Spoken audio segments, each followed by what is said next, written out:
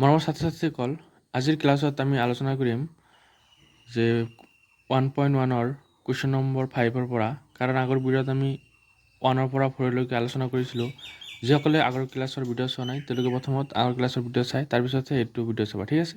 তো অলপমান মনত পেলাই দিছোঁ যে প্ৰতিফলনীয় সম্বন্ধ, প্ৰতিসম সম্বন্ধ আৰু সংক্ৰামক সম্বন্ধ কি হয়। প্ৰতিফলনীয় সম্বন্ধ হ'ল যে আমাৰ যিটো গিভেন ছেট থাকিব, যিটো সংহতি দিয়া থাকিব, সংহতি থকা প্ৰতিটো মৌলৰ কাৰণে কি থাকিব লাগিব, ডাবলেট থাকিব লাগিব, মানে মিৰৰ ইমেজ। যেনেকুৱা যে আমাৰ এইটো এ হ'ল গিভেন ছেট, এই ছেটত থকা যিকোনো এটা আৰবিটাৰী মৌল, তো ইয়াৰ প্ৰতিটোৰ বাবে কি থাকিব লাগিব, মিৰৰ ইমেজ। 1ৰ কাৰণে 1 1, 2ৰ কাৰণে 2 2 এনেকুৱা থাকিব লাগিব, তেতিয়াহে প্ৰতিফলনী হ'ব, ঠিক আছে? আৰু প্ৰতিসম মানে কি, যে এ কমা বি যদি সম্বন্ধত থাকে তেনেহ'লে বি কমা এও সম্বন্ধত থাকিব লাগিব, তেতিয়াহে প্ৰতিসম হ'ব, মানে বিপৰীতটো সম্বন্ধত থাকিব লাগিব, ঠিক আছে?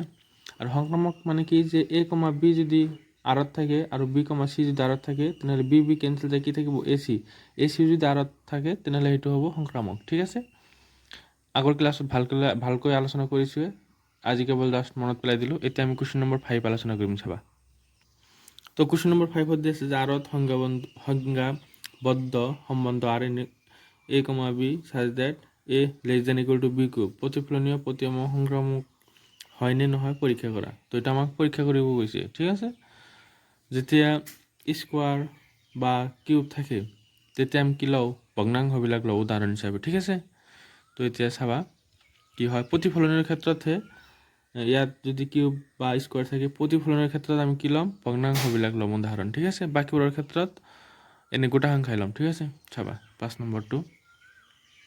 তো প্ৰতিফলনৰ কাৰণে মই কি কৈছিলোঁ, যদি ইয়াত স্কোৱাৰ বা কিউব থাকে বা পাৱাৰত কিবা থাকে তেনেহ'লে আমি ভগ্নাংশ যিবিলাক আছে বাস্তৱ সংখ্যাৰ সেইবিলাকে ল'ম, পৰিমেয় সংখ্যা, ঠিক আছে? তেনেহ'লে যে উদাহৰণ লৈছোঁ যে হাফ বিলংছ টু আৰ, আৰু আমাৰ সম্বন্ধটো ক'ৰ পৰা, আমাৰ সংহতি কি দিয়া আছে, বাস্তৱ সংখ্যা। তো বাস্তৱ সংখ্যাৰ পৰা যে মই এটা উদাহৰণ লৈছোঁ যে হাফ, কাৰণ 1/2টো বাস্তৱ সংখ্যাৰ ভিতৰত থাকে। তাৰপিছত চাম যে এইটো সঁচা হয়নে নাই, যে হাফ 1/2 কিউব, তো কিমান হ'ব, 1/2 less than equal to 1/2 cube কৰিলে 8। এতিয়া কোনটো ডাঙৰ, এইটো ডাঙৰ নে এইটো ডাঙৰ, 1/2 ডাঙৰ, তেনেহ'লে এইটো মিছা হ'ল। তাৰ বাবে কি, ইয়াৰ পৰা আমি কি পালোঁ, যে 1/2, 1/2 আৰত নাথাকিব, নট বিলংছ টু আৰ, তাৰমানে প্ৰতিফলনীয় নহয়, ঠিক আছে?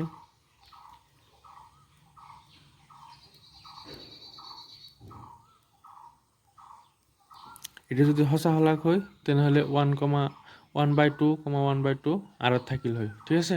বুজি পাইছা?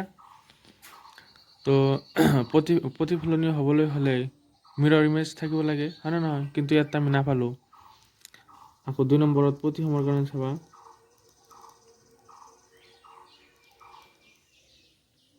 প্ৰতিসমৰ কাৰণে আমি কি চাম, উদাহৰণ ল'ম যিকোনো দুটা, যদি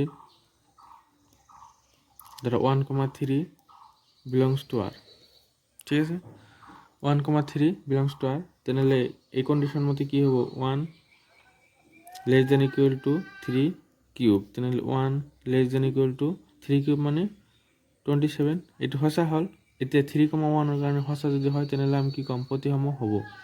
3,1 1ৰ কাৰণে চাম, তেনেহ'লে 3টো প্ৰথমত লিখিব লাগিব, কাৰণ ইয়াত এ প্ৰথমত আছে, তেনেহ'লে 3 less than equal to 1 cube, তেনেহ'লে কিমান পাম, 3 লেছ দেন ইকুৱেল টু 1, তাৰমানে কি এইটো সঁচা না মিছা, 1টো ডাঙৰ নেকি, 1টো সৰু, গতিকে মিছা। তেনেহ'লে 3,1ৰ কাৰণে আমি ইয়াত লিখিম যে 3,1 নট বিলংছ টু আৰ, 3,1 যিটো ক্ৰমিক জোৰ সেইটো আৰত নাথাকে, হয়নে নহয়? কাৰণ এইটো মিছা পালোঁ, গতিকে কি নহয়, প্ৰতিসম নহয়।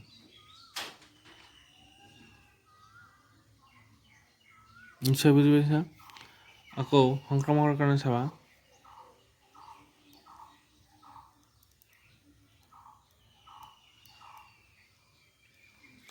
সংক্ৰামকৰ কাৰণে উদাহৰণ ধৰি ল'ম, যদি ধৰা ইয়াত মই 10,3 বিলংছ টু আৰ লৈছোঁ, আৰু এটা লৈছোঁ, ইয়াতে যিহেতু 3 শেষ হৈছে গতিকে 3 আৰম্ভ হোৱা আন এটা মূল ল'ব লাগিব, কাৰণ 3 শেষ হৈছে 3 আৰম্ভ হ'ব লাগিব, ঠিক আছে? 3,2 বিলংছ টু আৰ, এতিয়া এইখিনি আমাক দিয়া আছে, তেনেহ'লে এইটো কণ্ডিশ্যনত আমি বহাই চাম সঁচা হয় না মিছা হয়, যে 10 লেছ দেন ইকুৱেল টু কিমান হ'ব 3 কিউব, তেনেহ'লে কিমান পালোঁ 10 লেছ দেন ইকুৱেল টু 27।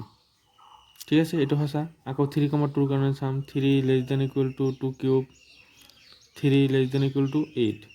এইটো সঁচা, এইটো সঁচা। এতিয়া আমাক চাব লাগিব ইয়াৰ প্ৰথমটো ইয়াৰ লাষ্টৰটো। 10,2 কাৰণে যদি সঁচা হয় তেতিয়াহ'লে আমি কি ক'ম, সংক্ৰামক হ'ব। ঠিক আছে, তেনেহ'লে 10 less than equal to 2 cube, তেনেহ'লে 10 লেছ দেন ইকুৱেল টু কিমান পালোঁ 8। এইটো মিছা পালোঁ, তাৰমানে কি নহয় 10,2 নট বিলংছ টু আৰ, হয় নহয়? যিহেতু এইটো মিছা হ'ল, গতিকেতো এইটো আৰত নাথাকে, ইয়াত নাথাকে। এইটো কণ্ডিশ্যনত ছেটিছফাই কৰিলেহে আৰত থাকিব, সম্বন্ধত থাকিব, হয় নে নহয়? কোনবিলাক ক্ৰমিক জোৰ আৰত থাকিব, যেতিয়া এইটো কণ্ডিশ্যন ছেটিছফাই কৰিব তেতিয়াহে সম্বন্ধত থাকিব। ইয়াত চোৱা, এইটো কণ্ডিশ্যন ছেটিছফাই নকৰিলে, সেইকাৰণে 3,1 আৰত নাথাকে। ইয়াতে এইটো কণ্ডিশ্যন ছেটিছফাই কৰিছে কাৰণে কি আৰত আছে এইবিলাক, এই দুটা। কিন্তু ইয়াতে চোৱা 10,2 যেতিয়া লৈছোঁ, এইটো কণ্ডিশ্যন মতে বহাই আমি কি পালোঁ, ছেটিছফাই কৰা নাই, সেইকাৰণে এইটো আৰত নাথাকে। আৰু আৰত নাথাকে মানে সংক্ৰামক নহয়। ঠিক আছে,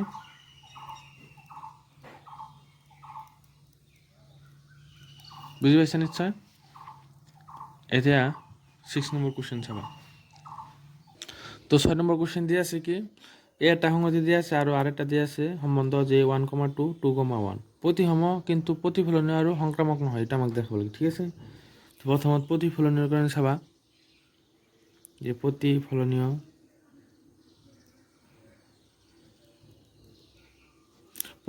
হ'বলৈ হ'লে আমাৰ যিটো সংহতি দিয়া থাকে সেইটোহে চাব লাগে। তেনেহ'লে আমাৰ সংহতিত যিটো দিয়া আছে প্ৰতিটো মৌলৰ যদি মিৰৰ ইমেজ বা ডাবলেট থাকে তেতিয়াহ'লে কি হয়, প্ৰতিফলনীয় হয়। তেনেহ'লে 1ৰ কাৰণে 1 1 থাকিব লাগিছিল, 2ৰ কাৰণে 2 2 থাকিব লাগিছিল, 3ৰ কাৰণে 3 3 থাকিব লাগিছিল, কিন্তু ইয়াততো নাই।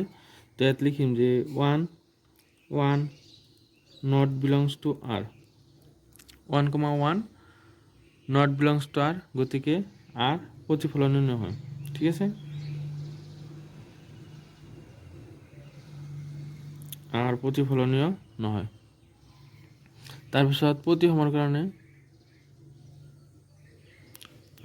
কাৰণে আমি কি চাওঁ, যিটো সম্বন্ধ দিয়া আছে সেই সম্বন্ধটো চাওঁ। মানে 1,2ৰ কাৰণে 2,1 যদি আছে তেনেহ'লে কি হ'ব, প্ৰতিসম হ'ব। ইয়াত চোৱা 1,2ৰ কাৰণে 2,1 আছে, তাৰমানে বিপৰীত ক্ৰমিক জোৰ যদি থাকে তেনেহ'লে কি হয়, প্ৰতিসম হয়। ইয়াত লিখিম যে 1,2 বিলংছ টু আৰ আৰু 2,1 বিলংছ টু আৰ। ঠিক আছে, গতিকে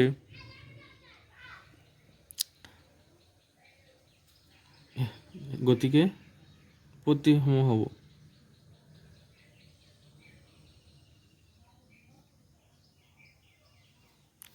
ইয়াৰ পিছত আমি সংক্ৰামকৰ কাৰণে চাম।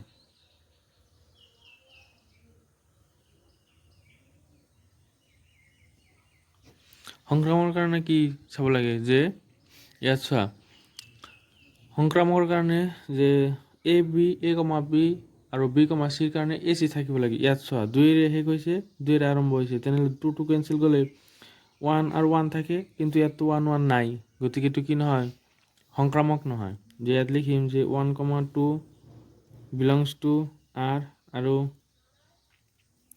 2,1 বিলংছ টু আৰ।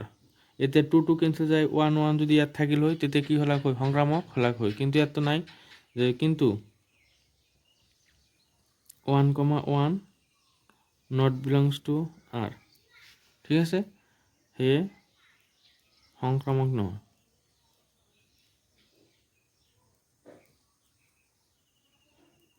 নিশ্চয় বুজি পাইছা? যদি কিবা ডাউট থাকে কমেণ্টত জনাবা। ঠিক আছে, এতিয়া আমি 7 নম্বৰ কুৱেশ্যন চাম। তো 7 নম্বৰ কুৱেশ্যনত দিছোঁ যে এখন কলেজৰ এটা পুথিভঁৰালৰ সকলো কিতাপৰ সংহতি 2A দেখুওৱা যে এত সংখ্যাবদ্ধ সম্বন্ধ আৰ, যে x, y চাৰ্জ ডেট x আৰু y পৃষ্ঠাৰ সংখ্যা একে, এটা সমতুল্যতা সম্বন্ধ। এতিয়া সমতুল্যতা সম্বন্ধ কাক কয়, যিবিলাক সম্বন্ধ প্ৰতিফলনীয়, প্ৰতিসম আৰু সংক্ৰামক তিনিটা হ'ব, সেইবিলাক সম্বন্ধক কি কোৱা হয়, সমতুল্যতা সম্বন্ধ। ঠিক আছে, এই তিনিটা দেখাব লাগিব যে প্ৰতিফলনীয় হ'ব, প্ৰতিসম হ'ব আৰু সংক্ৰামক হ'ব, তেতিয়াহে সমতুল্যতা হ'ব। ঠিক আছে, 7 নম্বৰ কুৱেশ্যনটো চাবা। তো 7 নম্বৰ এইটো দিয়া আছে এ মানে দিয়া আছে তোমাৰ এটা পুথিভঁৰালৰ সকলো কিতাপৰ সংহতি আৰু কি দিয়া আছে এক্স আৰু ৱাই পৃষ্ঠাৰ সংখ্যা একে ঠিক আছে প্ৰতিফলনৰ কাৰণে চাম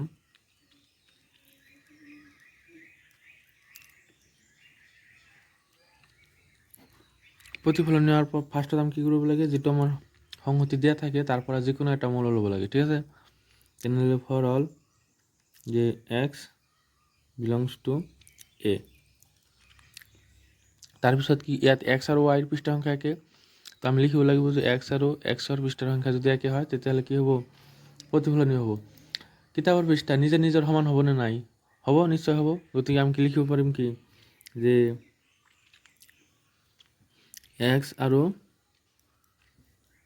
x ৰ পৃষ্ঠাৰ সংখ্যা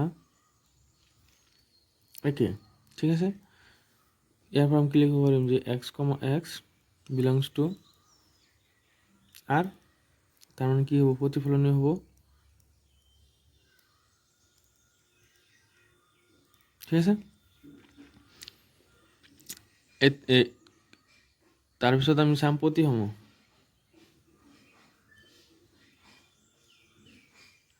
প্ৰতিসমৰ কাৰণে যে যদি x, y belongs to r হয় আৰু ইয়াৰ পৰা যদি y, x আৰত পাওঁ তেতিয়া কি হ'ব প্ৰতিসম হ'ব x আৰু y আৰত কেতিয়া থাকে যেতিয়া x আৰু y পৃষ্ঠাৰ সংখ্যা একে হয় তেতিয়াহে আৰত থাকিব হয় নহয় তেনেহ'লে এইটো আমাক দিয়া আছে যে x আৰু যদি মানে কি এইখিনি দিয়া আছে তো ইয়াৰ পৰা আমি কি লিখিব পাৰিম এইটো আৰত আছে মানে কি x আৰু y পৃষ্ঠাৰ সংখ্যা একে তো লিখিব পাৰিম যে x আৰু y পৃষ্ঠাৰ সংখ্যা একে ঠিক আছে x আৰু y পৃষ্ঠাৰ সংখ্যা যদি একে হয় y আৰু x ৰ পৃষ্ঠা একে লিখিব পাৰিম নাই যে y আৰু x ৰ পৃষ্ঠাৰ সংখ্যা একে লিখিব পাৰিম তেনেহ'লে এইটো লাইনৰ পৰা যদি আমি এইটো লাইন লিখিব পাৰিছোঁ এইটো লাইনৰ পৰা আমি এইটো লিখিব পাৰিম নাই যে y, x belongs to r হয় নহয় তেনেহ'লে চোৱা x y কাৰণে আমি কি পালোঁ y x পালোঁ তাৰমানে কি হ'ব প্ৰতিসম হ'ব ঠিক আছে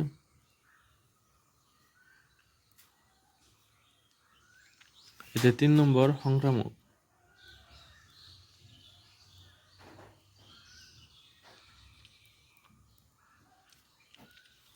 সংক্ৰামৰ কাৰণে যে যদি x, y আৰত থাকে আৰু y, z আৰত থাকে তেতিয়াহ'লে x আৰু z যদি আমি আৰত পাওঁ তেতিয়াহ'লে কি হ'ব সংক্ৰামক হ'ব ঠিক আছে চাবা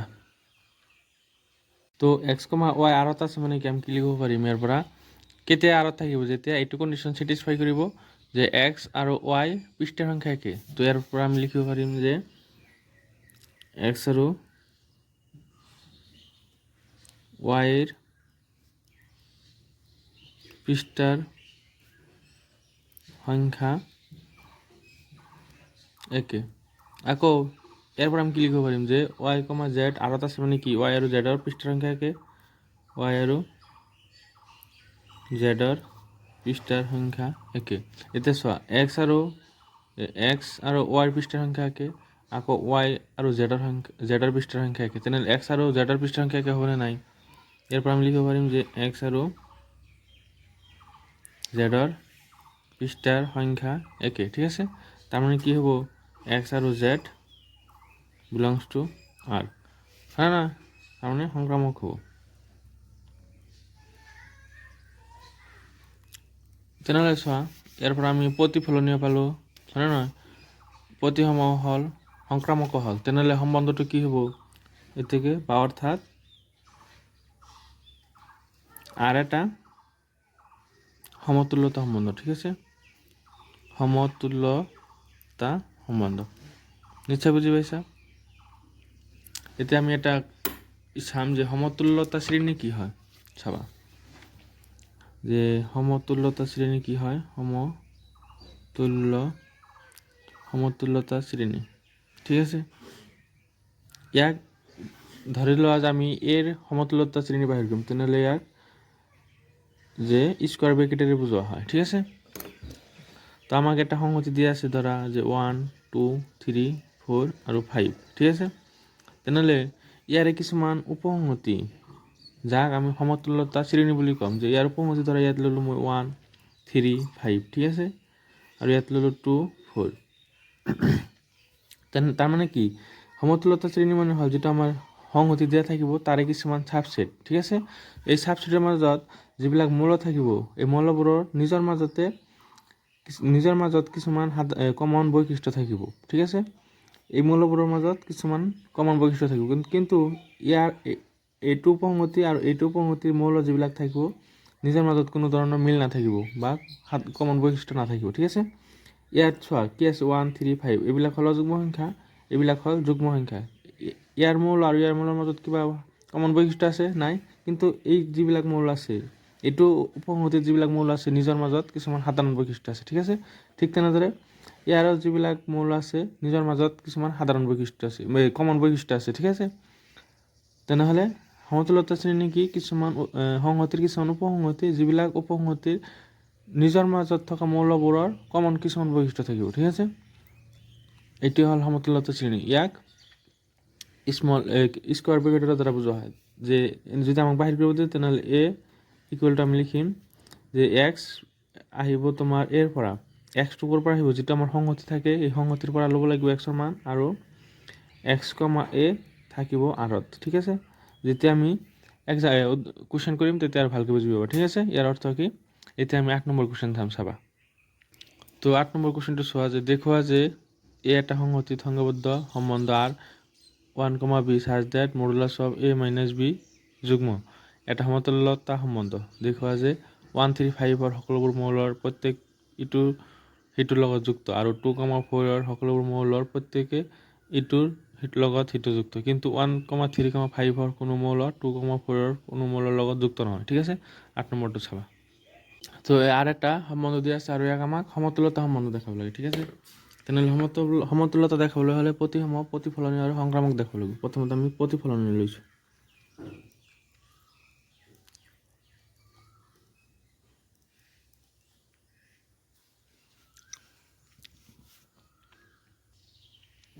তেনেহ'লে প্ৰতিফলনীয় হ'বলৈ হ'লে প্ৰথমতে আমি কি ল'ম, এৰ পৰা যিকোনো এটা আৰবিটাৰী মৌল ধৰি ল'ম যে এ বিলংছ টু এ ঠিক আছে।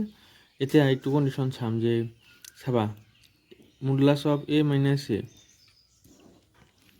এর পৰা এক গেলে কি 0 পাম, আৰু 0টো কি অখণ্ড সংখ্যা হ'বনে যুগ্ম সংখ্যা হ'বনে নাই, 0টো যুগ্ম সংখ্যা ঠিক আছে।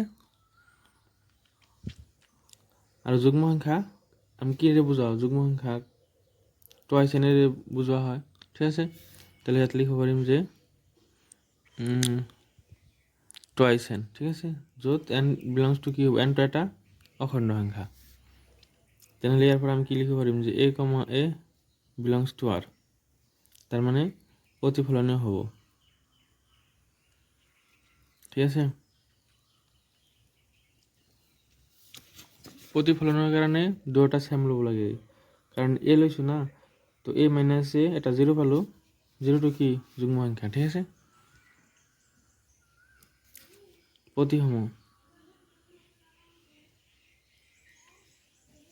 প্ৰতিসমৰ কাৰণে আমি কি ল'ব লাগে, যদি এ বি আৰত থাকে তেনেহ'লে বিও আৰত থাকিলে কি হয় প্ৰতিসম হয়। তেনেহ'লে এ বি কেতিয়া আৰত থাকিব, যেতিয়া এইটো কণ্ডিশ্যন ছেটিছফাই কৰিব, তাৰমানে কি হ'ব এ মাইনাছ বি ইকুৱেল টু যিকোনো এটা ধৰি ললোঁ ইয়াত টুৱাইছ এন হ'ব, কাৰণ যুগ্ম সংখ্যা হ'ব লাগিব হয় নে নহয়। এইটো এ কমা বি আৰত আছে মানে কি এইটো কণ্ডিশ্যন ছেটিছফাই কৰিছে হয় নে নহয়, তাৰমানে কি modulus of A minus B এটা যুগ্ম সংখ্যা। তেনেহ'লে আমি এইটো লিখিব পাৰিম নে নাই যে B minus A equal to twice N, পাৰিম নে নাই, কাৰণ চোৱা ধৰা 2 - 4 ইকুৱেল টু আমি কিমান পাম 2 পাম, আকৌ 4 - 2 ইকুৱেল টু কি পাম 2 পাম, একে পাম হয় নে নহয়। সেইকাৰণে এইটো একে, এনটো ধৰা এন বিলংছ টু জেড, ঠিক আছে। তো এইটো লাইনৰ পৰা আমি এইটো লাইন লিখিব পাৰিলোঁ, তেনেহ'লে এইটো লাইনৰ পৰা আমি কি লিখিব পাৰিম B comma A belongs to R, A comma B belongs to আৰৰ কাৰণে আমি কি পালোঁ B comma A belongs to R, তাৰমানে কি হ'ব প্ৰতিসম হ'ব ঠিক আছে। 3 নম্বৰ সংক্ৰামকৰ কাৰণে চাবা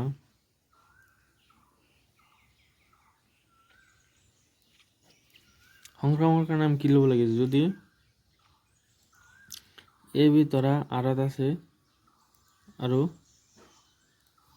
B C belongs to R তেনেহলে আমাক এ সি যদি আৰত পাওঁ তেনেহলে কি হ'ব সংক্ৰামক হ'ব এ বি আৰত আছে মানে কি আমি কি লিখিব পাৰিম যে A minus B modulus of A minus B equal to twice N এতিয়া এই মডুলাছটো যদি সমান চিহ্নৰ সিফালে যায় কি হৈ যাব প্লাছ মাইনাছ তাৰমানে A minus B equal to plus minus twice N ঠিক আছে আকৌ ইয়াত কি লিখিব পাৰিম B minus C modulus of B minus C equal to twice M লিখিলোঁ ঠিক আছে ইয়াত এন বিলংছ টু জেড লিখা এম বিলংছ টু জেড লিখা ঠিক আছে তেনে ইয়াতেও B minus C equal to কিমান হ'ব প্লাছ মাইনাছ টুৱাইছ এম এইটো যদি 1 নম্বৰ দিওঁ এইটো যদি 2 নম্বৰ দিওঁ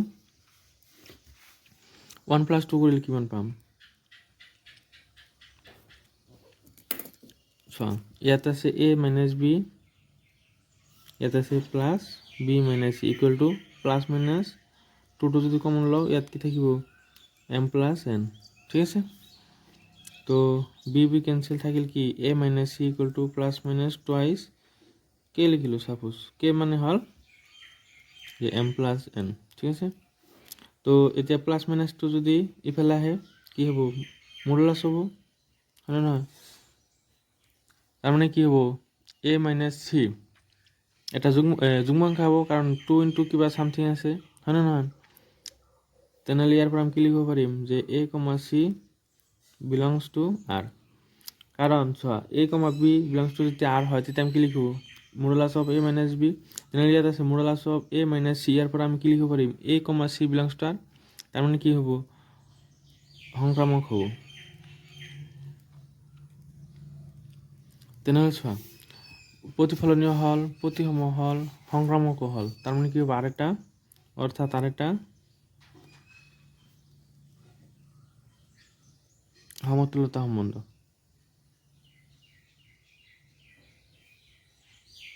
ঠিক আছে আৰু আমাক দেখাব দিছে আমাক কি দিছে যে ইয়াৰ যেটো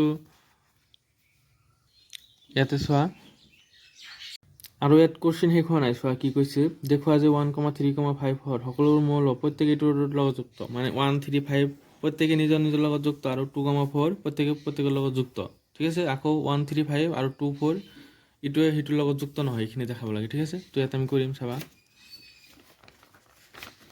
যে আমাৰ সংহতিটো দিয়া আছিল যে এ দিয়া আছিল যে 1 2 3 4 5 ইয়াৰ উপসংহতি আমি কি দিছে যে 1 3 5 ঠিক আছে আৰু 2,4 1 3 5 নিজের মাজত যুক্ত আর 2,4 নিজের মাজত যুক্ত আর ইয়ার মৌলকেটা ইয়ার মৌলের লগত যুক্ত নয় এইখানে আমাকে দেখাব লাগে ঠিক আছে এইখানে আমি এতে করিম তো চোৱা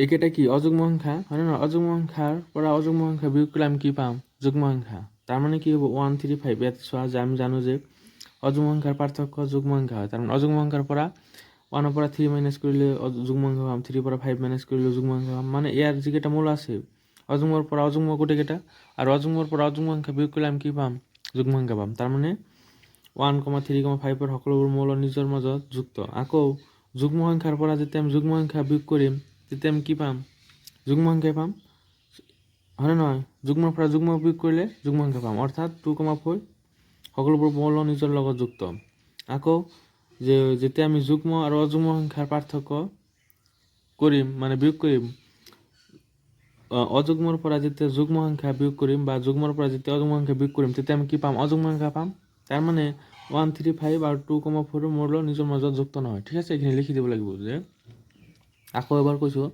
আমি জানো যে কি অযুগ্ম সংখ্যাৰ পাৰ্থক্য যুগ্ম সংখ্যা হয় অৰ্থাৎ 1 3 5 ৰ সকলোবোৰ মৌল নিজৰ মাজত যুক্ত আকৌ যুগ্ম সংখ্যাৰ পাৰ্থক্য যুগ্ম সংখ্যা হয় অৰ্থাৎ 2 4 ৰ সকলোবোৰ মৌল নিজৰ মাজত যুক্ত আকৌ যেতিয়া যুগ্ম আৰু অযুগ্ম সংখ্যা তুমি বিয়োগ কৰিবা বা পাৰ্থক্য বাহিৰ কৰিবা তুমি অযুগ্ম সংখ্যা পাবা তাৰ মানে ইয়াৰ যিকেইটা মৌল আছে ইয়াৰ মৌলৰ লগত যুক্ত নহয় ঠিক আছে তো এইখিনি তোমালোকে চাবা এতিয়া 9 নম্বৰ কোশ্চেন কৰিম 9 ৰ প্ৰথম কোশ্চেনটো চাবা যে x belongs to z আৰু x ৰ মান 0 ৰ পৰা 2 ৰ পৰা তেনেহ'লে ইয়াত কি হ'ব 0 ৰ পৰা 1 2 এনেকৈ যায় 12 হ'ব আৰু R2 দিয়া আছে কি যে a modulus of a minus b 4 এটা গুণিতক ঠিক আছে।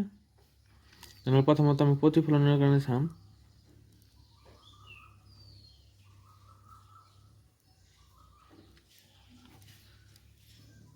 প্রতিফলনের কারণে যে ফর অল যে a বিলংস টু a এটা ইয়াতে আমি কি ল'ব লাগিব a মাইনাস a যে a minus a equal to 0 0 to 4 এটা গুণিতক হ'বনে নাই হ'ব 4n আৰু n বিলংস টু z হ্যাঁ না 0 টু 4 গুণিতক গতিকে ইয়াৰ পৰা আমি কি লিখিব পাৰিম যে a, a belongs two r তাৰ মানে প্ৰতিফলনীয় হ'ব ঠিক আছে। তাৰপিছত 2 নম্বৰত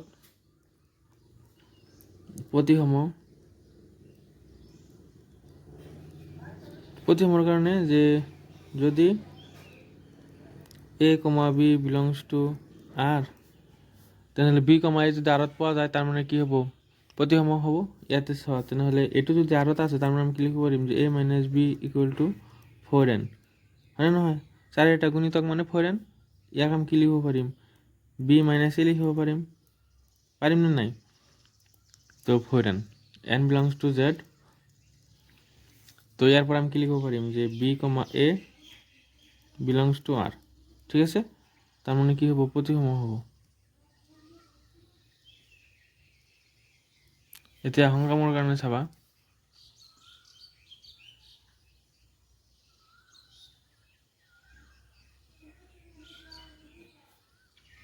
সংক্ৰামৰ কাৰণে আমি কি চাওঁ যদি a, b আৰত আছে আৰু b, c আৰত আছে তেনেহ'লে আমাৰ a, c আৰত থাকিব লাগিব ঠিক আছে। তেনেহ'লে a, b আৰত আছে মানে কি আমি কি লিখিব পাৰিম যে a minus b equal to 4n আৰু ইয়াত লিখিব পাৰিম b minus c equal to 4m ঠিক আছে। তো ইয়াৰ পৰা a minus b equal to কি লিখিব পাৰিম আগত যে কৰিলোঁ একে 8ৰ নিচিনাকে এইটো তাতে আছিল যুগ্ম ইয়াত আছে কি 4 গুণিতক ঠিক আছে। তেনেহ'লে প্লাছ মাইনাছ 4n 1 নম্বৰ ইয়াত আমি কি পাম b minus c equal to plus minus 4m কিয় হ'ল মডুলাছটো সমান চিনৰ ফালে গ'লে প্লাছ মাইনাছ হৈ যায় ঠিক আছে। এইটো হ'ল 2 নম্বৰ। তো 1 প্লাছ 2 কৰিলে কিমান পাম b কেনসেল যায় থাকিব a minus c equal to plus minus 4 যদি কমন লওঁ ইয়াত থাকিব n তাত থাকিব কি m ঠিক আছে। তো প্লাছ মাইনাছ 2 ফালে আহিলে মডুলাছ হ'ব তো আৰু এইখিনি মান দিলোঁ কি তেনেহ'লে কি হ'ব a মাইনাছ c 4 এটা গুণিতক হ'ব। তো ইয়াৰ পৰা আমি লিখিব পাৰিম যে a, c belongs to r তাৰ মানে সংক্ৰামক হ'ব। তেনেহ'লে প্ৰতিফলনীয় হ'ল প্ৰতিসম হ'ল সংক্ৰামক হ'ল তাৰ মানে কি অৰ্থাৎ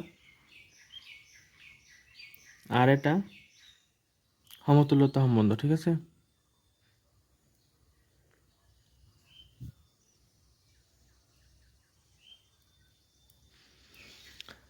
কুৱেশ্যনত তাৰ আকৌ সুধিছে যে প্ৰত্যেক ক্ষেত্ৰত একৰ লগত যুক্ত মৌলবোৰ সংগতি উলিওৱা ঠিক আছে। একৰ লগত যুক্ত মৌলবোৰৰ সংগতি তাৰ মানে সমতুল্যতা শ্ৰেণী 1 বাহিৰ কৰিব দিছে আমাক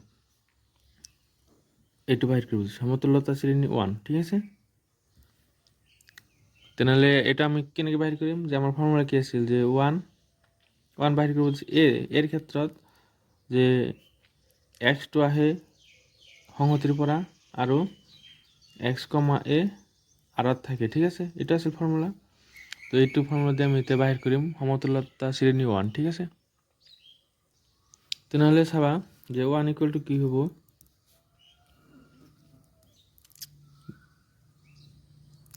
x বিলংস টু কি হ'ব এক্সটো আহিব এর পৰা তাৰপিছত কমা x থাকিব এই ঠাইত কি বহিব 1 belongs to r equal to ইয়াত আমাক সম্বন্ধ কি দিয়াছিল সম্বন্ধ দিয়াছিল a মাইনাস b 4 এটা গুণিতক হয় না নহয় ইয়াতে এর ঠাইত কি আহিছে ইয়াত x আহিছে তেনেহ'লে x মাইনাস b ঠাইত কি আহিছে 1 তো x minus 1 modulus of x minus 1 4 গুণিতক হ'ব লাগিব ঠিক আছে 4 গুণিতক হ'ব লাগিব। এতিয়া চোৱা কি কি হ'ব সমতুল্যতা শ্ৰেণী 1 তেনেহ'লে ইয়াৰ পৰা যে এক্সৰ ঠাইত তুমি এক্সটো ক'ৰ পৰা আহিব এৰ পৰা, তো এৰ মান হ'লে এইটো হয়নে নহয়, এৰ মান এইখিনি, তো ইয়াত এক্সৰ ঠাইত 0 বহাবা, 1 বহাবা, 2 বহাবা, আপ টু 12 বহাবা, বহাই চাবা যে গোটেইকেইটাৰ পৰা 1 মাইনাছ কৰি যিকেইটা 4ৰ গুণিতক হয় সেইকেইটাহে ইয়াত বহাবা। তেনেহ'লে 0 মাইনাছ 1 1 নহ'ব, 1 মাইনাছ 1 যদি তুমি এক্সৰ ঠাইত 1 লোৱা তেনেহ'লে কি হ'ব 1 মাইনাছ 1 0, 4ৰ গুণিতক হ'ব। 2 বহালে 2 মাইনাছ 1 1 নহয়, 3 বহালে 3 মাইনাছ 1 নহয়, 4 বহালে 4 মাইনাছ 1 3 নহয়, 5 বহালে ইয়াত যদি তুমি 5 বহোৱা চোৱা 5 মাইনাছ 1 ইকুৱেল টু 4, 4 গুণিতক, তাৰপিছত 6 নহয়, 7 নহয়, 8 নহয়, যদি 8 বহোৱা 8 মাইনাছ 1 7 হ'ব, 7 টো 4 গুণিতক হয় জানো নহয়, তুমি যদি 9 বহোৱা 9 মাইনাছ 1 8, 8 টো 4 গুণিতক তেনেহ'লে 9 হ'ব। 10 নহয়, 11 নহয়, 12 বহালে 12 মাইনাছ 1 11 নহয়, তাৰমানে ইয়াত যিবিলাক 4ৰ গুণিতক ইয়াৰ পৰা এটা এটা মান এক্সৰ ঠাইত বহাবা, বহাই ইকুৱেল যদি তুমি 4ৰ গুণিতক পোৱা সেইকেইটা ইয়াত বহাব লাগিব, ঠিক আছে। তেনেহ'লে সমতুল্যতা শ্ৰেণী 1 কি হ'ল 1 5 আৰু 9, ঠিক আছে। এতিয়া 2 নম্বৰটো কৰিম, নট 1 নম্বৰটো হ'ল, এতিয়া 2 নম্বৰটো চাবা। তো 2 নম্বৰত দিয়া সম্বন্ধ a, b such that a equal to b, ঠিক আছে। তো প্ৰতিফলনীয়ৰ কাৰণে চাবা,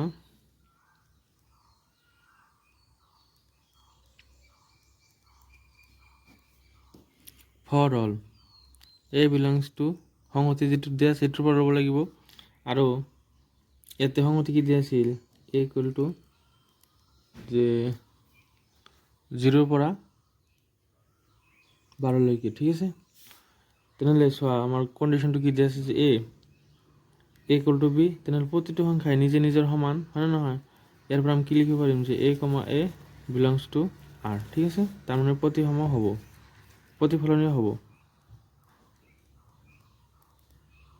ঠিক আছে। প্ৰতিসমৰ কাৰণে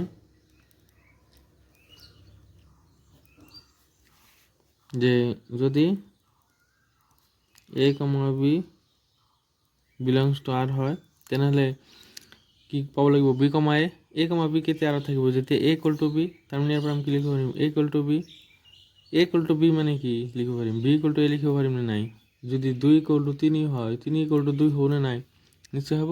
তো ইয়াৰ পৰা আমি কি লিখিব পাৰিম, এইটো লাইনৰ পৰা যদি এইটো লাইন লিখিব পাৰিছোঁ, এইটো লাইনৰ পৰা কি লিখিব পাৰিম b, a belongs to r, তাৰমানে কি হ'ব প্ৰতিসম হ'ব হয়নে নহয়, তো প্ৰতিসম হ'ল। এতিয়া সংক্ৰামকৰ কাৰণে চাবা,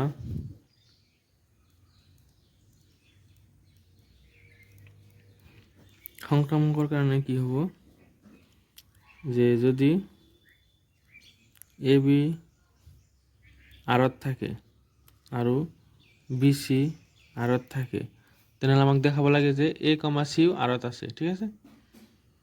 তো প্ৰথমত আমি এ বি কেতিয়া আৰত থাকিব যেতিয়া a equal to b হ'ব, বি চি কেতিয়া আৰত থাকিব যেতিয়া b equal to c হ'ব। এতিয়া ইয়াৰ পৰা আমি কি লিখিব পাৰিম যে a equal to b আকৌ বিৰ লগত কি সমান c, তাৰমানে কি হ'ব a equal to c, এৰ লগত b সমান, বিৰ লগত c সমান, তাৰমানে কি হ'ব এৰ লগত c সমান, তাৰমানে কি হ'ব a c আৰত থাকিব, ঠিক আছে। আৰত থাকিব মানে কি হ'ব সংক্ৰামক হ'ব, তাৰমানে কি হ'ব আৰটো আৰ এটা সমতুল্যতা সম্বন্ধ, ঠিক আছে।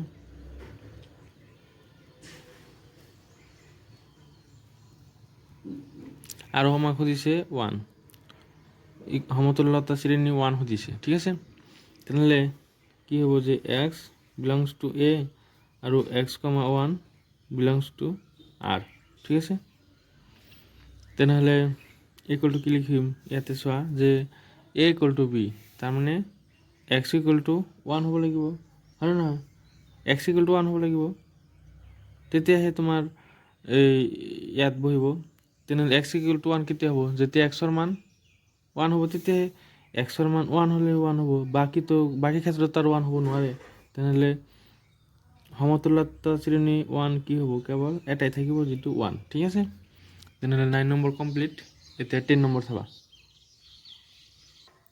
10 নম্বৰ কি কৈছে, এটা সম্বন্ধৰ উদাহৰণ দিয়া যিটো প্ৰতিসম হ'ব কিন্তু প্ৰতিফলনীয় নহয় আৰু সংক্ৰামকো নহয়। তো প্ৰথমত আমি যে ধৰি লৈছোঁ এটা সংহতি ধৰি লৈছোঁ যে 1 2 3 আৰু সম্বন্ধটো ক'ৰ পৰা ক'লৈ যাব, এৰ পৰা লৈ যাব, ঠিক আছে।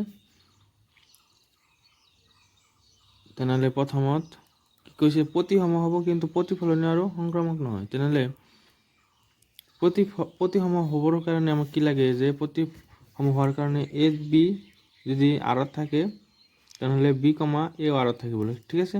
তেনেহ'লে মই ইয়াত ল'লোঁ 1,2 1,2ৰ কাৰণে কি লাগিব 2,1। এতিয়া চোৱা এইটো প্ৰতিসম হৈছে নে নাই। প্ৰতিসম কেতিয়া হয়, যেতিয়া বিপৰীত ক্ৰমিক জোৰ থাকে। 1,2ৰ কাৰণে 2,1 আছে, প্ৰতিসম হ'ব। কিন্তু প্ৰতিফলনীয় হ'ব জানো? প্ৰতিফলনীয় নহয়, কাৰণ প্ৰতিফলনীয় কেতিয়া হয়, যেতিয়া ডাবলেটবোৰ থাকে, মানে 1ৰ কাৰণে 1 1, 2ৰ কাৰণে 2 2, 3ৰ কাৰণে 3 3, ঠিক আছে। আকৌ সংক্ৰামক নহয়, সংক্ৰামক হ'বলৈ হ'লে 1,2 আকৌ 2,1 আছে। চোৱা 2 2 কেঞ্চেল যায়, 1 1 যদি ইয়াত থাকিল হয় তেতিয়াহে সংক্ৰামক হ'ল হয়, তেনেহ'লে কি নহয়, সংক্ৰামক নহয়, ঠিক আছে। 2 নম্বৰত চাবা, 2 নম্বৰত কি হৈছে, সংক্ৰামক হ'ব কিন্তু প্ৰতিফলনীয় নহয়, প্ৰতিসম নহয়। সংক্ৰামক হ'ব, প্ৰতিফলনীয় নহয়, প্ৰতিসম নহয়, ঠিক আছে। তেনেহ'লে আমি কি লিখিম,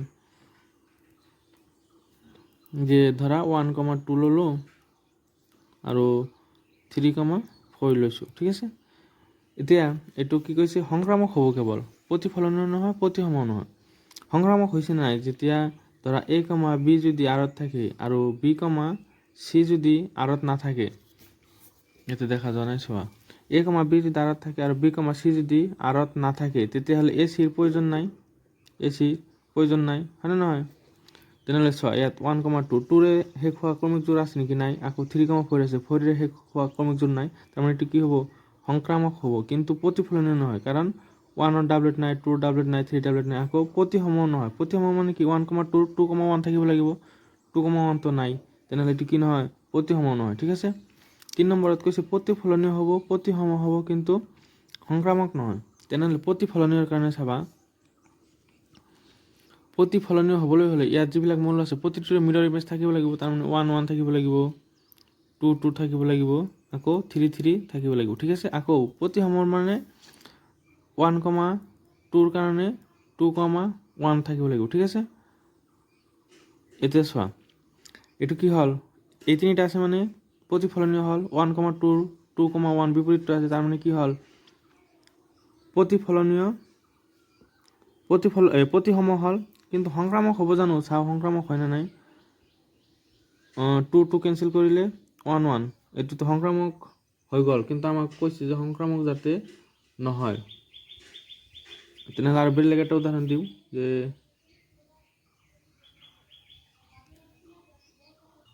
এইটোতো সংক্ৰামক হ'ব। আৰু এটা উদাহৰণ দিব লাগিব, যে 1,2 2, চোৱা 2 2 কেঞ্চেল কৰিলে কি থাকিব, 1 1 থাকিব, কিন্তু ইয়াত 1 1 আছে, সংক্ৰামক হ'ব। কিন্তু আমি আৰু এটা লৈছোঁ যে 1,3 আৰু 3,1, ঠিক আছে। এতিয়া চাবা এই 3 3 1,3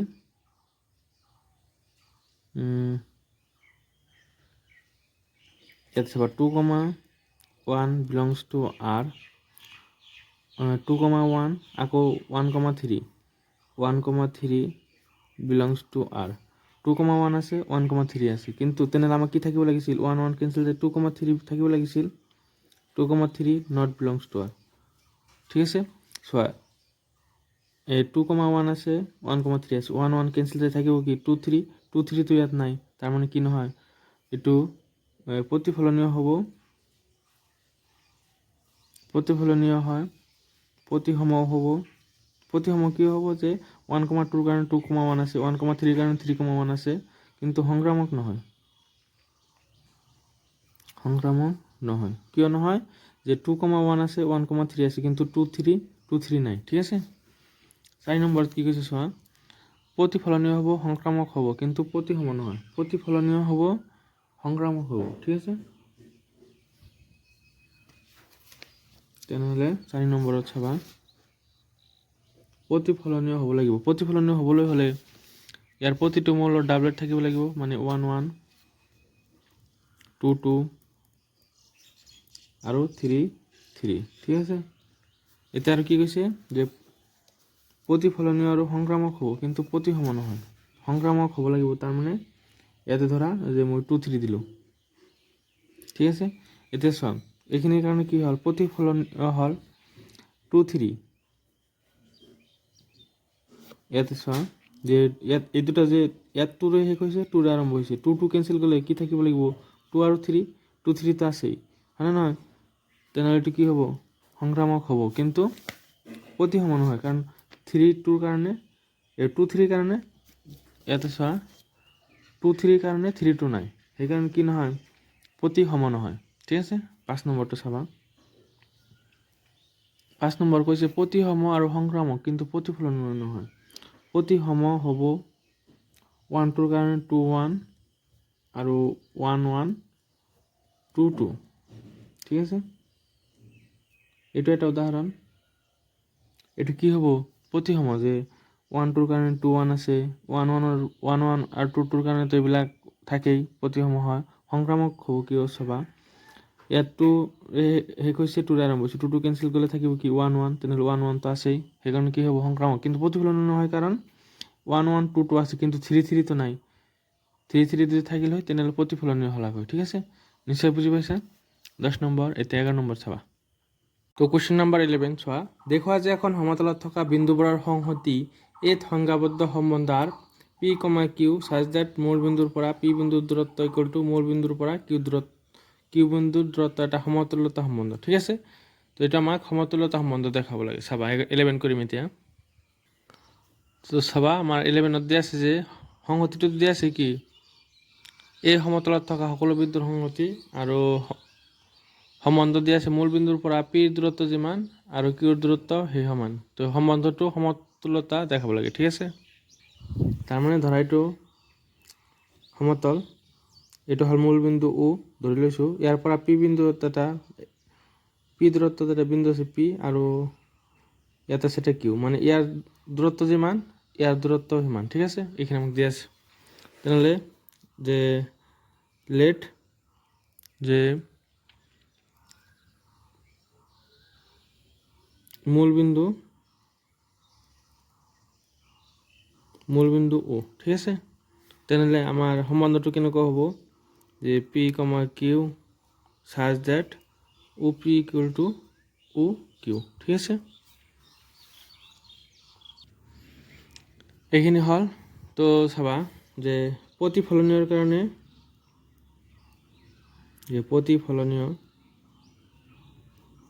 প্ৰতিফলনীয়ৰ কাৰণে আমি কি কৰিব লাগে যে আমাৰ যিটো সংহতি থাকে তাৰ পৰা যিকোনো এটা আৰবিটাৰী মৌল ধৰি ল'ব লাগে তো for all P belongs to A এতিয়া চাবা ও পি যিহেতু লৈছোঁ পি বিন্দু লৈছোঁ তেনেহ'লে ও পিৰ সমান হ'বনে নাই এইটো ৰেখাৰ সমান হ'ব নিজে নিজৰ সমান হয় গতিকে আমি ইয়াত কি লিখিব লাগিব যে O P equal to O P কাৰণ আমাৰ কণ্ডিশ্যনটো কি দি আছে যে মূল বিন্দুৰ পৰা পিৰ যিমান দূৰত্ব মূল বিন্দুৰ পৰা কিউৰ দূৰত্ব সিমান তাৰমানে ও পি আৰু ও কিউ প্ৰতিফলনৰ কাৰণে দুটা সমান ল'ব লাগে যে O P equal to O P হ'ব হয়নে নহয় তেনেহ'লে ইয়াৰ পৰা আমি কি লিখিব পাৰিম যে P comma P belongs to R ঠিক আছে তাৰমানে কি হ'ব আৰ প্ৰতিফলনীয় হ'ব ঠিক আছে আকৌ যেতিয়া তুমি সংক্ৰামকৰ কাৰণে প্ৰতিসমৰ কাৰণে চাবা তেতিয়া চাবা যে প্ৰতিসমত আমি কি কৰিব লাগে যে যদি পি কমা কিউ আৰত আছে পি কমা কিউ আৰত কেতিয়া থাকিব যেতিয়া O P equal to O Q হ'ব তেতিয়াহে আৰত থাকিব হয় নহয় এই কণ্ডিশ্যনটো ছেটিছফাই কৰিলেহে আৰত থাকিব গতিকে আমি ইয়াৰ পৰা কি লিখিব পাৰিম যে O P equal to O Q তো এইটো লাইনৰ পিছত আমি এনেকৈ লিখিব পাৰিম না যে O Q equal to O P আৰু ও কিউ যদি সমান হয় ও কে আৰু ও পি সমান হ'ব এতিয়া এইটো লাইনৰ পৰা এইটো লাইন লিখিব পাৰিছোঁ এইটো লাইনৰ পৰা আমি এইটো লিখিব পাৰিম নে যে Q comma P belongs to R চোৱা পি কিউ আৰত আছিল তেতিয়া আমি লিখিছিলোঁ O P equal to O Q এতিয়া O Q equal to O P হৈছে গতিকে আমি কি লিখিব পাৰিম Q comma P belongs to R তাৰমানে কি হ'ব প্ৰতিসম হ'ব ঠিক আছে এতিয়া সংক্ৰামকৰ কাৰণে চাবা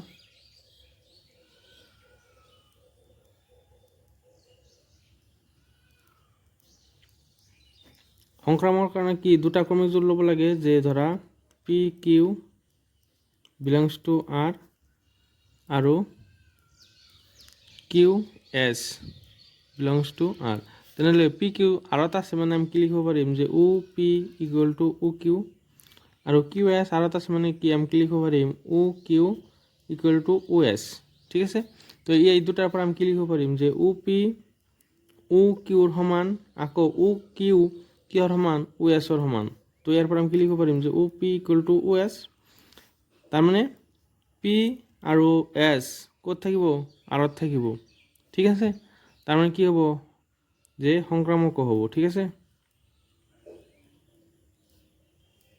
সংক্ৰামক হ'ব তাৰমানে অৰ্থাৎ আর এটা কি হ'ব সমতুল্যতা সম্বন্ধ ঠিক আছে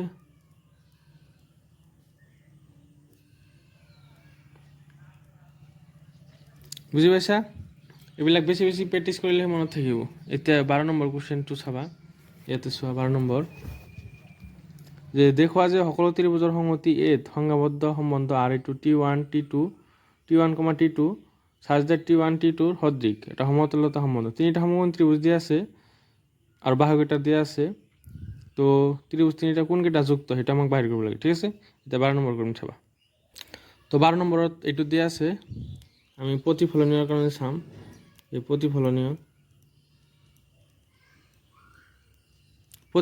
কাৰণে আমি ক'ৰ পৰা ধৰো মৌল আৰবিটাৰী মৌল সংগতিৰ পৰা তো এৰ পৰা আমি যিকোনো একটা আৰবিটাৰী মৌল ধৰিম যে টি বিলংস টু এ এতিয়া চোৱা যিকোনো ত্ৰিভুজ নিজে নিজৰ সদৃশ হয় না নাই তেনেহ'লে ইয়াত T1 T2 আছে আমি ইয়াত কি ধৰিছো টি যে টি টিৰ সদৃশ নিজে নিজৰ সদৃশ হ'ব না নাই হ'ব তাৰ মানে কি লিখিম যে T T belongs to R যেতিয়া সদৃশ হ'ব দুয়োটা তেতিয়াহে ইয়াত বহিব পাৰিব আৰত হয় না নহয় যেতিয়া এটা আনটোৰ সদৃশ তেতিয়া সেই ক্ৰমিক যোৰ সম্বন্ধত বহিব গতিকে কি হ'ব প্ৰতিফলনীয় হ'ব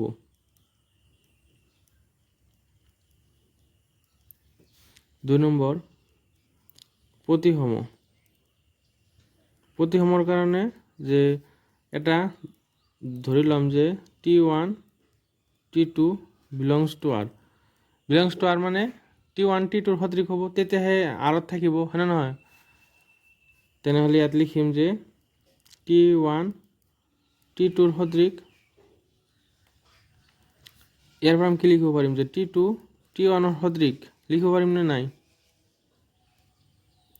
T1 T2 সদৃশ আকৌ T2 T1 সদৃশ তাৰ মানে কি হ'ব T2 T1 belongs to R ঠিক আছে তাৰ মানে প্ৰতিসম হ'ব আকৌ সংক্ৰামকটো চাবা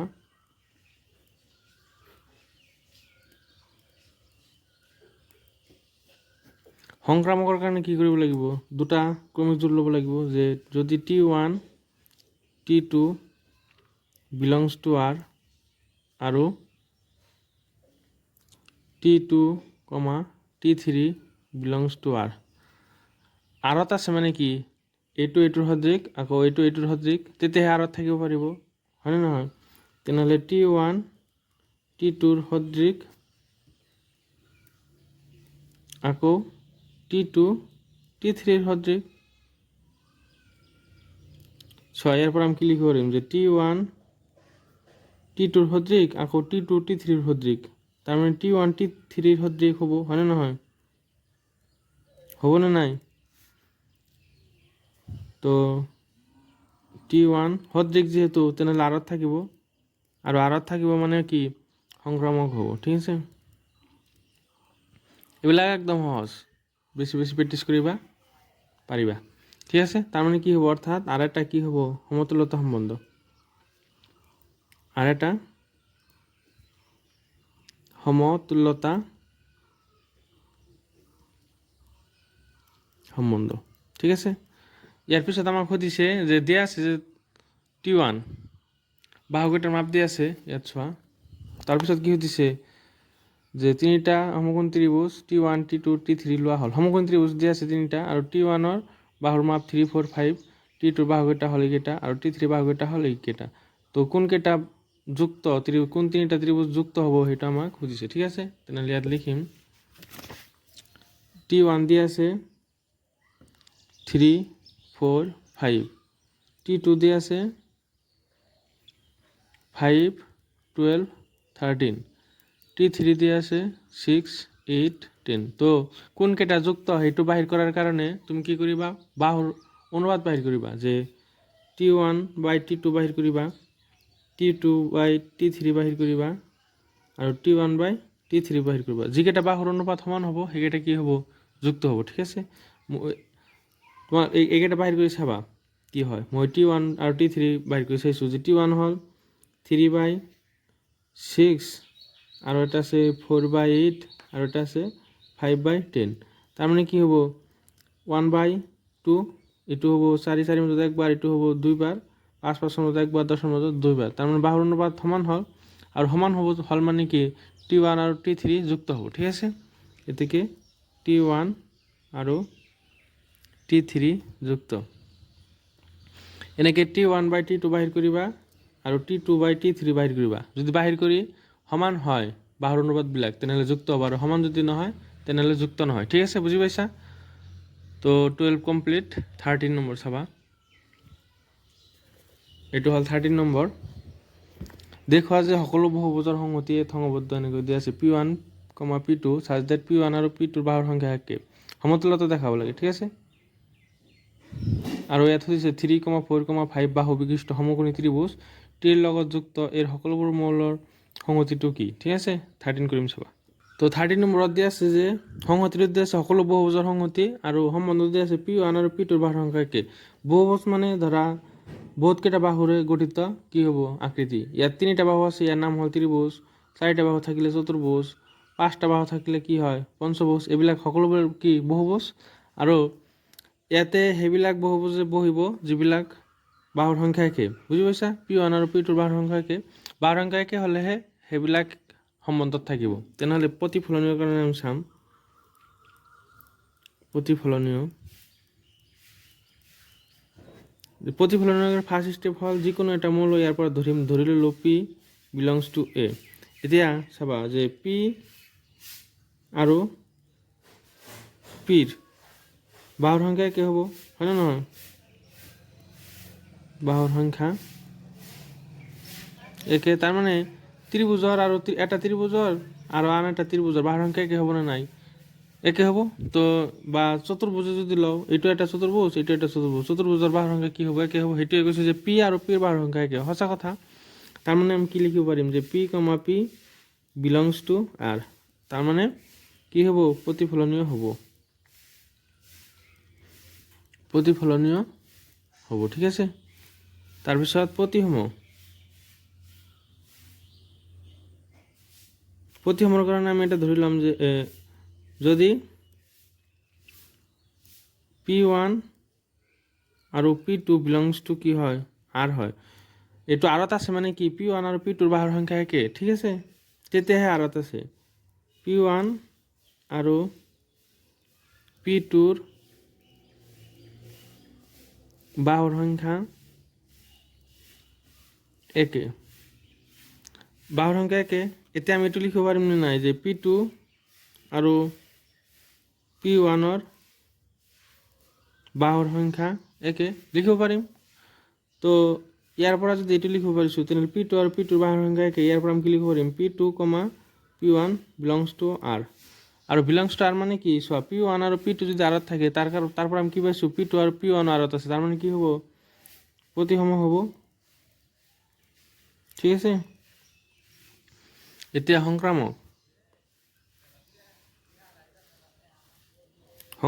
চাবা সংক্ৰামকৰ কাৰণে আমি দুযোৰ ক্ৰমিক যোৰ ল'ব লাগে যে যদি P1 আৰু P2 belongs to R আৰু P2, P3 belongs to R আৰত আছে মানে কি P1 আৰু P2 ৰ বাহুৰ সংখ্যা একে আকৌ P2 আৰু P3 ৰ বাহুৰ সংখ্যা একে ঠিক আছে তেতিয়াহে আৰত আছে তেনেহ'লে P1 আৰু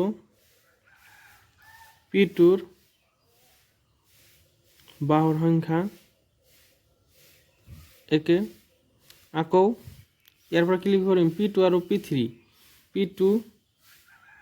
আৰু P3 ৰ বাহুৰ সংখ্যা একে এতিয়া চোৱা P1 ৰ লগত P2 ৰ বাহুৰ সংখ্যা একে আকৌ P2 ৰ লগত P3 ৰ বাহুৰ সংখ্যা একে তেনেহ'লে কি লিখিব পাৰিম P1 আৰু P3 ৰ বাহুৰ সংখ্যা একে হয়নে নহয়? P1ৰ লগত P2 সমান, P2ৰ লগত P3 সমান, তাৰমানে কি হয় P1ৰ লগত P3 সমান হ'ব, হয়নে নহয়? যে P1 আৰু P3ৰ বাহুৰ সংখ্যা একে। তো ইয়াৰ পৰা আমি কি লিখিব পাৰিম যে P1, P3 belongs two R, ঠিক আছে? তাৰমানে কি হ'ব? সংক্ৰামকো হ'ব, সংক্ৰামক হ'ব, অৰ্থাৎ আৰ এটা কি হব? সমতুল্যতা সম্বন্ধ, ঠিক আছে? সমতুল্যতা সম্বন্ধ। ইয়াৰ লগত আকৌ সুধিছে যে আমাক সংহতি সুধিছে, ইয়াতে চোৱা যে 3,4,5 বাহু বিশিষ্ট সমকোণী ত্ৰিভুজ টিৰ লগত যুক্ত এৰ সকলোবোৰ মৌলৰ সংহতি। ত্ৰিভুজৰ লগত যুক্ত হ'বলৈ হ'লে চতুৰ্ভুজ এইটোৰ লগত এইটো যুক্ত হ'ব নেকি? নহয়, কাৰণ ইয়াত 3টা বাহু, ইয়াত 4টা বাহু, তেনেহ'লে এইটোৰ লগত মিল থকা বহুভুজ হ'বলৈ হ'লে কি হ'ব লাগিব? ত্ৰিভুজ হ'ব লাগিব। তেনেহ'লে ইয়াত লিখিম যে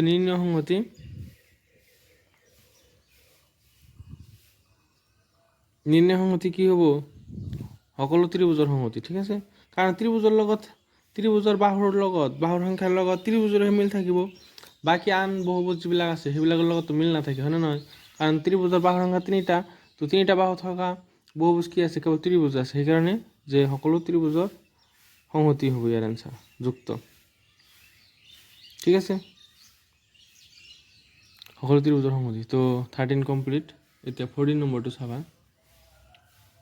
14 নম্বৰ কুৱেশ্যন দিয়া আছে যে XY সমতলত থকা সকলো ৰেখাৰ সংহতি L। দেখুওৱা যে L সম্বন্ধ R = L, L2, L1, L2 such that L1, L2 সমান্তৰাল এটা সমতুল্য সম্বন্ধ আৰু ৰেখাৰ লগত যুক্ত সকলোবোৰ ৰেখাৰ সংহতি উলিওৱা, ঠিক আছে?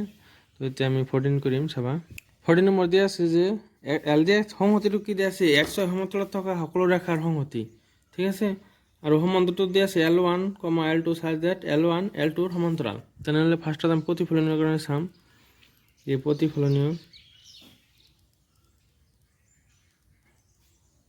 প্ৰতিফলনৰ কাৰণে যেটা আমাক সংহতি দিয়া থাকে তাৰ পৰা আৰবিট্ৰাৰি এটা মূল ল'ব লাগে। তেনেহ'লে ফৰ অল যে L belongs two small l লৈছোঁ, small l belongs two capital L, ঠিক আছে? ইয়াৰ পৰা এটা যিকোনো এটা লৈছোঁ ৰেখা L। তো আমি দেখাম যে L, L আৰত আছে। তেনেহ'লে চোৱা L ইয়াত দুটা সমান একে ল'ব লাগিব। তেনেহ'লে চোৱা L ৰ সমান্তৰাল হ'বনে নাই? নিজে সমান্তৰাল হয় না? এইটো এটা ৰেখা, এইটো ৰেখা ধৰা AB ৰেখা, এইটো নিজে সমান্তৰাল হয় না নাই? সকলোবোৰ ৰেখা নিজে সমান্তৰাল হয়, গতিকে L ৰ সমান্তৰাল হ'ব। তাৰমানে কি হ'ব? L, L belongs two R, ঠিক আছে? সমান্তৰাল হ'ব, গতিকে তাৰত আছে, তাৰমানে কি হ'ব? প্ৰতিফলনীয় হ'ব।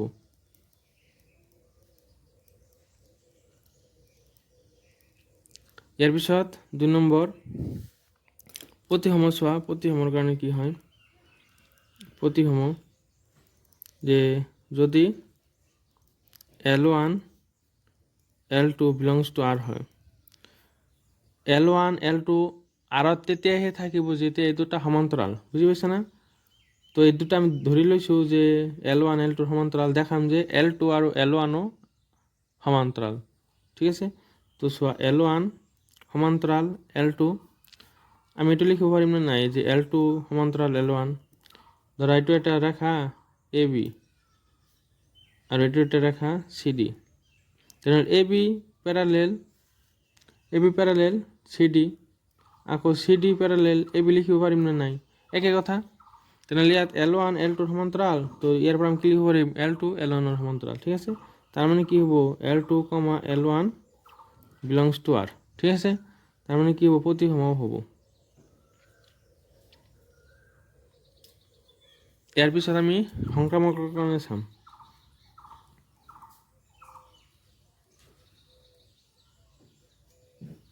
তেনেহ'লে যদি L1 আৰু L2 আৰত থাকে আৰু L2, L3 আৰত থাকে, তেনেহ'লে আমি কি লিখিব পাৰিম যে L1 সমান্তৰাল L2 আৰু L2 সমান্তৰাল L3 হয় নহয়? এইটো আৰু এটা আছে মানে কি এই দুটা সমান্তৰাল, আকৌ এইটো আৰু এটা আছে মানে কি এই দুটা সমান্তৰাল। চোৱা L1 সমান্তৰাল L2, আকৌ L2 সমান্তৰাল L3 হয় নহয়? L1 সমান্তৰাল L2, L2 সমান্তৰাল L3, তাৰমানে ধৰা এইটো এটা ৰেখা AB CDৰ সমান্তৰাল, CD আকৌ PQৰ সমান্তৰাল, এইটো ৰেখাৰ সমান্তৰাল, এইটো ৰেখাৰ সমান্তৰাল, তেনেহ'লে AB PQৰ সমান্তৰাল হ'বনে নাই? নিশ্চয় হ'ব। তাৰমানে ইয়াৰ পৰা আমি কি লিখিব পাৰিম যে L1 সমান্তৰাল L3, ঠিক আছে? তো L1 আৰু L3 কি হ'ব? সমান্তৰাল যেহেতু, তেনেহ'লে আৰত থাকিব, আৰু আৰত থাকিব মানে কি হ'ব? সংক্ৰামক হ'ব, ঠিক আছে? সংক্ৰামক হ'ব। তো ইয়াৰ পৰা আমাক আৰু এটা কুৱেশ্যন সুধিছে যে চোৱা ইয়াত যে y = 2x + 4 ৰেখাৰ লগত যুক্ত সকলোবোৰ ৰেখাৰ সংহতি, তেনেহ'লে কিমান হ'ব? যে ইয়াত দিয়া আছে যে y = 2x + 4, তো এনেকুৱা ৰেখা আমি কিহৰ লগত তুলনা কৰিম? এনেকুৱা y = mx + c হয় নে নহয়? য'ত mটো কি? প্ৰৱণতা। তো দুটা ৰেখা কেতিয়া সমান্তৰাল হয়? যেতিয়া ৰেখা দুডালৰ প্ৰৱণতা সমান হয়। তাৰমানে এইটো ৰেখাৰ লগত যুক্ত সকলোবোৰ ৰেখাৰ যিটো আৰ্হি, সাধাৰণ আৰ্হি, সেইটো কি হ'ব? y = mx + c, য'ত ইয়াত আছে 4, কনষ্টেণ্ট যিটো আছে সেইটো চেঞ্জ হৈ থাকিব, কিন্তু ৰেখা সেইটো চেঞ্জ হৈ থাকিলে কি হ'ব? ৰেখাবোৰ সমান্তৰাল হৈ থাকিব, কাৰণ mটো প্ৰৱণতা আছে। তেনে mৰ ঠাইত কি লিখিব লাগিব? 2। তাৰমানে y = 2x + c, বুজি পাইছে না? প্ৰৱণতা mটো কি? প্ৰৱণতা বুজাইছে, তেনেহ'লে 2টো ফিক্স থাকিব লাগিব। ইয়াত যিটো 4 আছে কনষ্টেণ্ট, সেইটো চেঞ্জ হৈ থাকিব, চেঞ্জ হৈ থাকিলে কি হ'ব? ৰেখাবোৰো চেঞ্জ হৈ থাকিব, ঠিক আছে? কিন্তু ৰেখা দুডাল সমান্তৰাল হৈ থাকিব, প্ৰৱণতা যিহেতু সমান। প্ৰৱণতা সমান হ'লেহে ৰেখা সমান্তৰাল হয়, ঠিক আছে? তেনেহ'লে ইয়াত লিখিম নিম্ন সংহতি,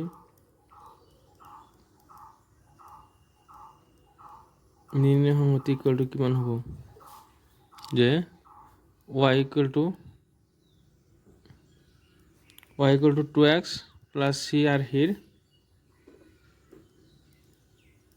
সকলো ৰেখাৰ সংহতি, ঠিক আছে? বুজি পাইছা না? আকৌ এবাৰ কৈ দিছোঁ যে আমাৰ ৰেখাটো আছিল 2x + 4, আৰু এনেকুৱা ৰেখা সাধাৰণ আৰ্হি কি হয়? mx + c, য'ত mটো কি? প্ৰৱণতা। দুডাল ৰেখাৰ সমান্তৰাল তেতিয়াই হয় যেতিয়া প্ৰৱণতা একে থাকে বা প্ৰৱণতা সমান হয়। তেনেহ'লে এইটো ৰেখাৰ লগত যুক্ত ৰেখাবোৰ কেনেকুৱা হ'ব? যে y = 2x + ইয়াতে 4 আছে, এইটো c লৈছোঁ, কাৰণ cটো চেঞ্জ হৈ থাকিলে ৰেখাবোৰো চেঞ্জ হৈ থাকিব, আৰু যিহেতু প্ৰৱণতা সমান লৈছোঁ, তেনেহ'লে ৰেখাবোৰ সমান্তৰাল হৈ থাকিব, ঠিক আছে? তো এতিয়া লাষ্ট দুটা MCQ আছে, 15 আৰু 16 চাবা। তো 15 নম্বৰ MCQ চাবা যে কি দিয়া আছে? এটা সংহতি দিয়া আছে 1 2 3 4, সংহতিত থকা সংজ্ঞাবদ্ধ আৰ দিয়া আছে যে 1,2 2,2 এনেকুৱা দিয়া আছে, উত্তৰটো বাছি লোৱা, ঠিক আছে? তেনেহ'লে আমি চাম এইটো কি হয়। চাবা আমাক দিয়া আছে, ধৰা এই নাম দিছোঁ 1 2 3 4, তো প্ৰতিফলনীয়, প্ৰতিসম আৰু সংক্ৰামক হয় নে নাই চাম। তেনেহ'লে প্ৰতিসম হ'বলৈ হ'লে আমাক কি থাকিব লাগিব? আৰু কি দিয়া আছে চোৱা, 1,2, তাৰপিছত দিছে 2,2, 1,1, 4,4, 1,3, 3,3, আৰু দিয়া আছে 3,2, ঠিক আছে? এইখিনি আমাৰ দিয়া আছে। তেনেহ'লে প্ৰতিফলনীয়ৰ কাৰণে প্ৰতিটোৰে কি থাকিব লাগিব? ডাবল থাকিব লাগিব। 1ৰ কাৰণে 1 1 আছে, 2ৰ কাৰণে 2 2 আছে, 3ৰ কাৰণে 3 3 আছে, 4ৰ কাৰণে 4 4 আছে। তাৰমানে কি হ'ব? প্ৰতিফলনীয় হ'ব। প্ৰতিফলনীয়, ইয়াৰ পৰা আমি কি চালোঁ? যে প্ৰতিফলনীয়টো হ'ব, ঠিক আছে? এইটো হ'ব। এতিয়া প্ৰতিসম আৰু সংক্ৰামক হয় নে নাই চাম, ঠিক আছে? তেনেহ'লে চোৱা ইয়াত আছে 1 2, 1 2ৰ কাৰণে 2 1টো থাকিব লাগিব ইয়াত, তেতিয়াহে প্ৰতিসম হ'ব। তো 1 2 আছে, কিন্তু 2 1 নাই, তাৰমানে প্ৰতিসম নহয়, ঠিক আছে? তো অপশ্যনত চাওঁ, ইয়াত আছে প্ৰতিসম হয় প্ৰতিসম নহয় কেৱল এইটোত আছে আৰু বাকীবোৰত কি হয় ইয়াতো প্ৰতিসম হয় আৰু এটা সমতল সম্বন্ধ মানে কি তিনিটা হয় তাৰমানে শুদ্ধ আনসাৰ কি হ'ব বি কাৰণ ইয়াতে কেৱল দিয়া আছে যে প্ৰতিসম নহয় ঠিক আছে তাৰমানে শুদ্ধ আনসাৰ বি 60 নম্বৰ চোৱা যে এনত সংঘবদ্ধ সম্বন্ধ আৰ এন দিয়া আছে যেনেকুৱা যে ইয়াত লিখিছো আৰ ইকুয়াল টু দিয়া আছে ধৰা a, b such that a equal to b minus 2 আৰু b2 দিয়া আছে 6 তকৈ ডাঙৰ আৰু অপচন দিয়া আছে চোৱা 2, 4 belongs to r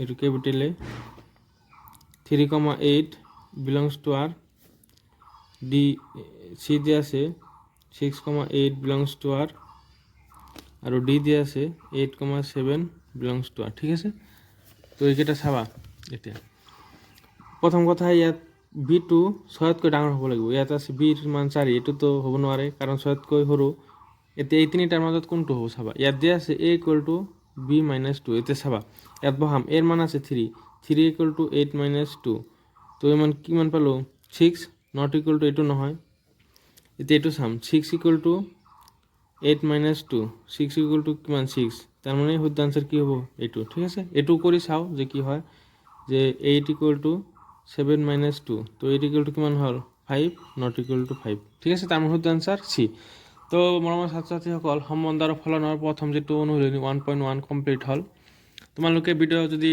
মানে ক্লাছবোৰ কৰি যদি ভাল লাগে লাইক এটা কৰি দিবা আৰু নিজৰ বন্ধুবৰ্গৰ লগত শ্বেয়াৰ কৰিবা ঠিক আছে ইয়াৰ পিছত ক্লাছত আমি ফলনৰ বিষয়ে আলোচনা কৰিম ঠিক আছে আজি ইমানতে সামৰিছোঁ থ্যাংক ইউ